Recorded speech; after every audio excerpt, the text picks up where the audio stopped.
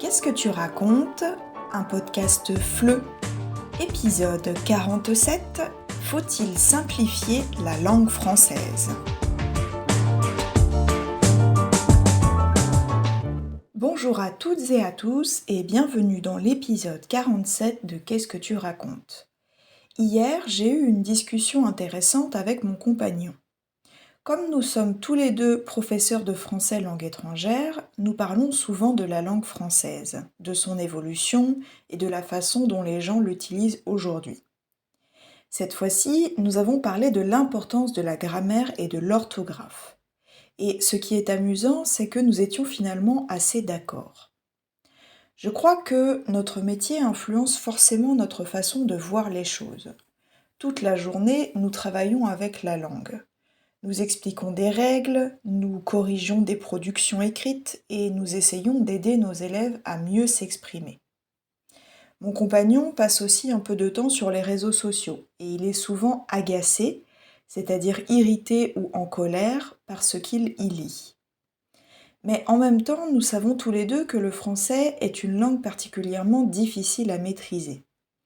Entre les lettres qui ne se prononcent pas, les accords, les conjugaisons ou encore les doubles consonnes, il y a de quoi se perdre.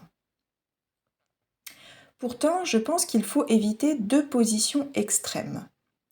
D'un côté, il y a les personnes qui considèrent que toutes les règles doivent être conservées parce qu'elles font partie de notre histoire. De l'autre, il y a celles qui pensent que seule la communication compte et que les règles n'ont finalement pas beaucoup d'importance. Personnellement, je me situe quelque part entre les deux. Pour moi, la langue est à la fois un patrimoine et un outil. Un patrimoine, c'est quelque chose que l'on reçoit des générations précédentes et que l'on transmet à son tour. La langue française porte une histoire, une littérature et une culture. C'est pour cela que certaines règles me semblent précieuses. Par exemple, la différence entre le passé composé et l'imparfait est parfois difficile à comprendre pour les apprenants, mais elle permet d'exprimer des nuances, c'est-à-dire de petites différences de sens qui rendent la langue plus riche. En revanche, je comprends aussi que certaines règles puissent évoluer. Après tout, un outil, c'est une chose qui nous aide à atteindre un objectif, un objet ou une connaissance par exemple, qui rend la réalisation d'un résultat plus facile. Il doit avant tout être utile. Aujourd'hui, beaucoup de francophones ont des difficultés avec certaines règles très complexes. Je pense notamment à certains accords du participe passé.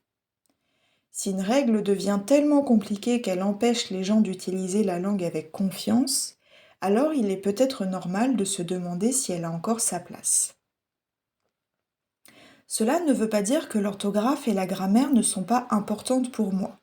Au contraire, quand j'écris, j'essaie toujours de faire le moins d'erreurs possible.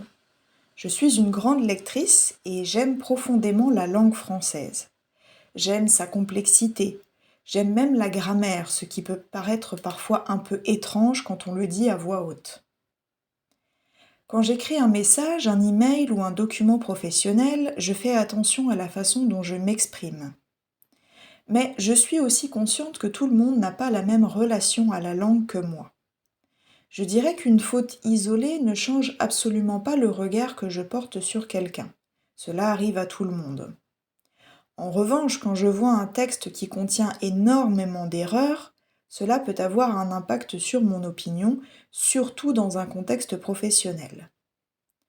Quand on enseigne le français, notre légitimité, c'est-à-dire notre crédibilité en tant que professeur, repose aussi en partie sur notre maîtrise de la langue. Je dois avouer que lorsqu'un enseignant de français envoie un message rempli d'erreurs, cela me surprend toujours un peu.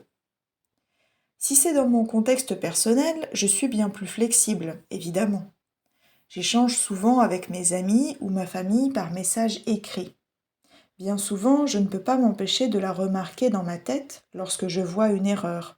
Mais je ne corrige jamais personne, sauf si je sais que la personne en face de moi a un désir de s'améliorer. Par exemple, je corrige mon père de temps en temps, parce que je sais que ça a de l'importance pour lui et il m'a donné son autorisation pour le faire en quelque sorte. Mais pour quelqu'un qui ne demande rien, je ne dis rien. Je ne suis pas au travail après tout. Au fond, je crois que ce sujet est intéressant parce qu'il touche à quelque chose de plus large. La langue n'est pas seulement un moyen de communiquer, elle raconte aussi qui nous sommes, d'où nous venons et comment nous pensons. C'est pour cela que j'ai du mal à imaginer une langue complètement simplifiée. Mais c'est aussi pour cela que je comprends qu'elle évolue avec ceux qui la parlent. Finalement, l'équilibre se trouve peut-être là, préserver ce qui fait sa richesse, tout en acceptant qu'elle continue à changer avec son époque.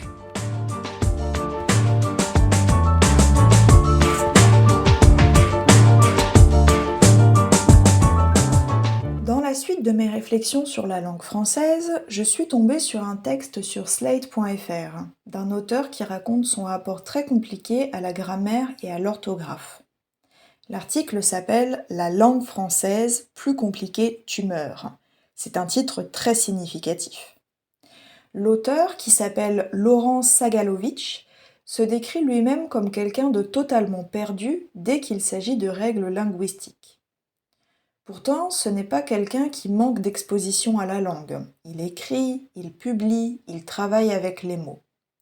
Et malgré ça, il se considère comme un cancre, un élève considéré comme très mauvais à l'école, souvent de manière un peu caricaturale, en orthographe. Ce qui est intéressant, c'est cette forme d'autodérision permanente, c'est-à-dire sa capacité à rire de lui-même. Il va jusqu'à imaginer que si on lisait ses textes sans correction, on pourrait croire qu'il est un apprenant étranger qui découvre encore les bases du français.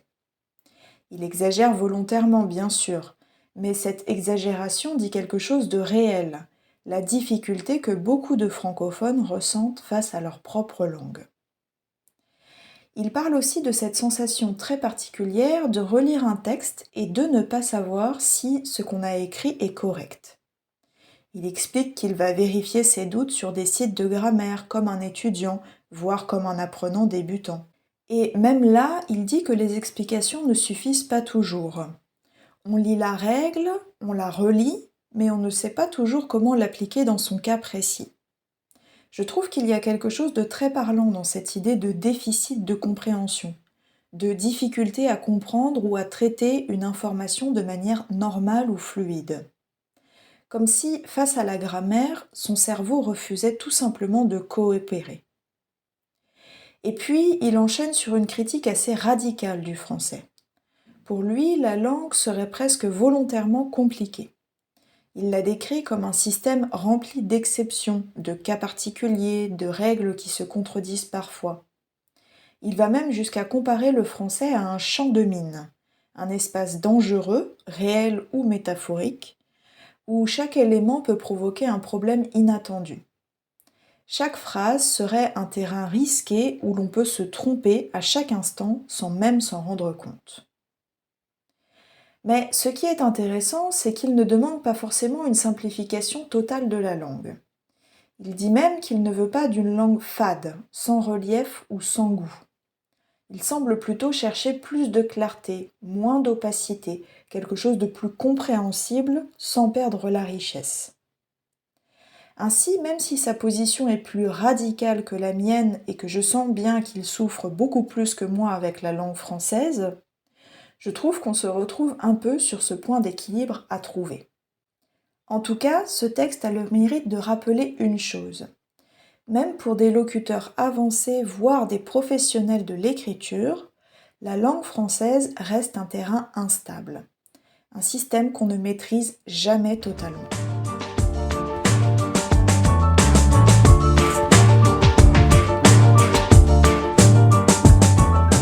Pour terminer cet épisode, je vous propose comme d'habitude un petit retour sur quelques mots et expressions entendus dans les deux premières parties. On avait d'abord le mot agacé, qui permet de décrire quelqu'un qui ressent une forme d'irritation ou d'impatience face à une situation répétée ou désagréable. On a parlé de la langue comme d'un outil, c'est-à-dire quelque chose qui sert à accomplir une action concrète, ici communiquer et transmettre du sens.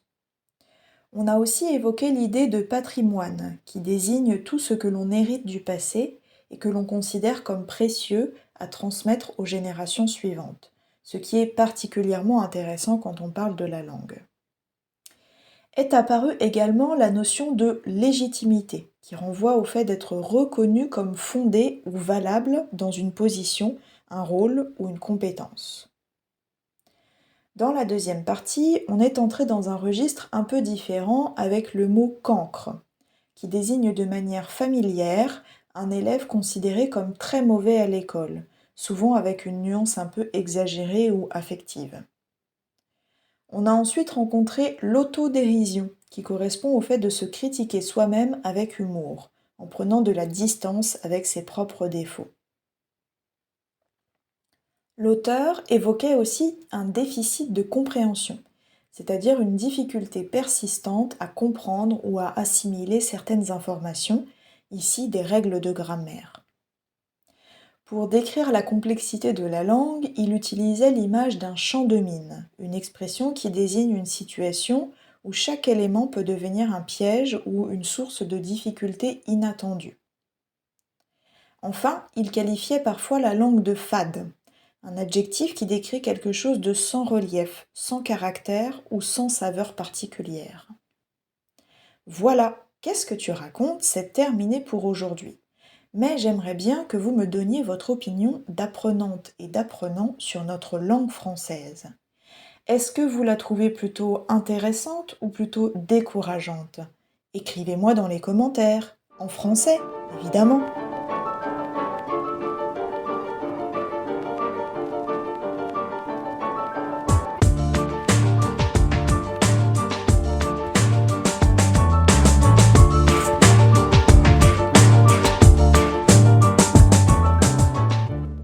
Ce podcast est le fruit de la collaboration heureuse et inédite de deux écoles de langue se trouvant sur deux continents différents, mais ayant en commun un objectif, celui de vous apprendre le français et de le faire de la meilleure manière qui soit.